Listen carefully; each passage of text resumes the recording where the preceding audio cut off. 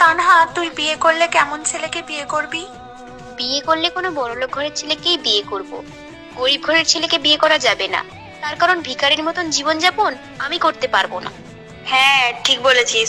গরিব ঘরের ছেলেকে বিয়ে করা যাবে না। গরিব ঘরের ছেলে কি বিয়ে করা যাবে না? আরে পাগল, শ্বশুরবাড়ি গরিব হলেও চলে, কিন্তু সেই মনের মানুষ যে তোমার স্বামী হবে সে যেন তোমাকে অনেক ভালোবাসে, কেয়ার করে, পিছন ফিরে যেন দেখো তুমি সে তোমার ব্যাক সাপোর্টে আছে। হ্যাঁ, তাতে যদি তুমি কুঁড়ে ঘরেও থাকো তবেও সেখানে শান্তি পাবে, নয়তো স্বপ্নের রাজমহলে থাকলেও সেই মানুষটা যদি তোমাকে ভালোই না বাসে তবে সেখানে তুমি কোনোদিনও শান্তি পাবে না। তাই একটা কথাই বলবো, গরিব বলে তাকে তুচ্ছ ভেবে ফেলে রেখে দিও না।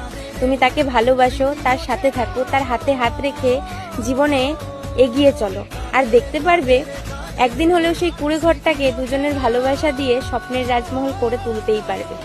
আর যদি দুজনের ইচ্ছে থাকে সেটা সংসার নয়, সোনায় বাঁধানো সংসার হবে। যায় না, সয় না